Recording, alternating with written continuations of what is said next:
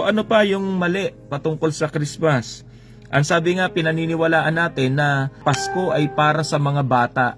Sa Lucas chapter 2 verse 10, nung nagpakita ang anghel sa mga pastol at ibinalita ang pagsilang ng Panginoong Hesukristo, ang sabi ng anghel, meron akong magandang balita na sasabihin sa inyo na magdudulot ng malaking kagalakan sa lahat ng tao. Amen? Take note of that word na sa lahat ng tao. Hindi lang sa lahat ng bata. Amen po ba? Kaya mga kapatid, ito yung isang bagay na mali sa tuwing araw ng Pasko. Sasabihin ang Pasko ay para lang sa mga bata. Hindi po totoo yon mga kapatid. Ang Pasko ay para sa lahat ng tao. Bata ka man, matanda ka man, may ngipin o wala, may girlfriend o wala, may jowa o wala. So para sa iyo ang araw ng Pasko. So pangatlo mga kapatid, pinaniniwalaan po natin sa Biblia, hindi po talaga nabanggit yung araw o petsa o yung buwan ng kapanganakan ng Panginoon. So dahil maraming research nagtuturo, ang araw ng Pasko ay hindi naman talaga December.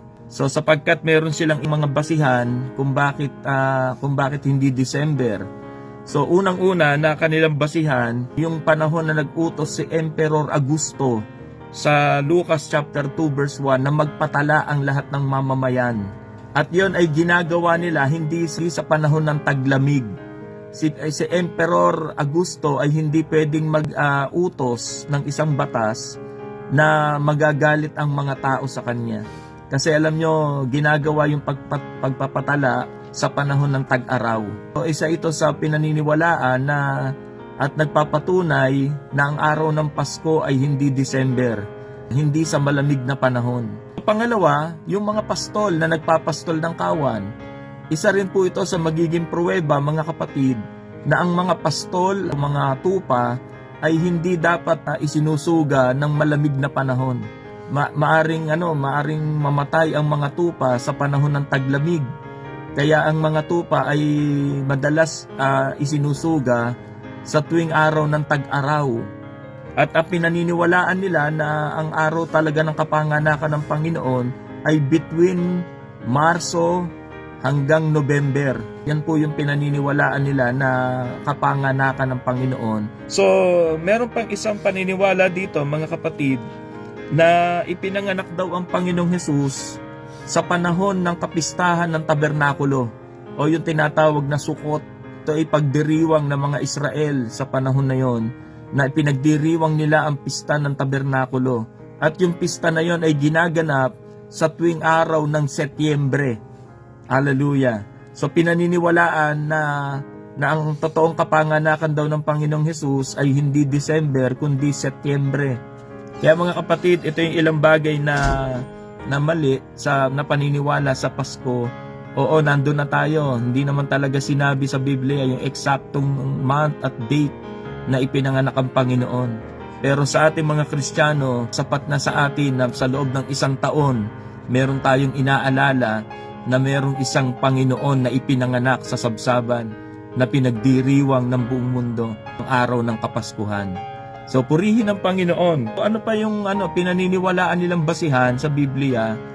Yung palma, yung puno ng palma. Merong nabanggit daw sa Biblia na si Maria, nung time na siya'y buntis, ay nakakita siya ng palma na hitik sa bunga.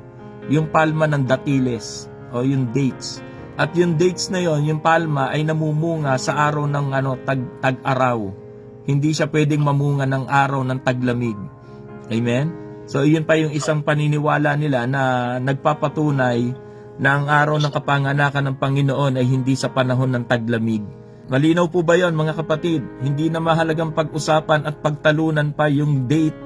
Ang mas mahalaga yung birth na merong isinilang na tagapagligtas. So purihin ang Panginoon. Sa akin nga, nung binabasa ko yung research na yun, sabi ko, payag naman ako Kung yan ay September, kung yan ay Marso, payag naman tayo dun May research may nagpapatunay na hindi talaga taglamig isinilang ang Panginoon Pero sa akin, hallelujah, ipinagdiriwang na ng buong mundo ang araw ng December 25. Hindi naman siguro masama kung tayo ay i-celebrate din natin sa araw na yon yung kapanganakan ng Panginoon. Mahalaga yung birth, hindi yung date. Maraming paniniwala na maraming ang sekta hindi na nagdidiwang ng Pasko eh. Kaya mga kapatid, ang sa akin, mas mahalaga na ipagdiwang natin at gunitain ang kapanganakan ng Panginoon. Anong date man yan, so ang mahalaga, maidiwang natin ang kaarawan ng Pasko, ang kaarawan ng ating Panginoong Hesukristo. So purihin ng Panginoon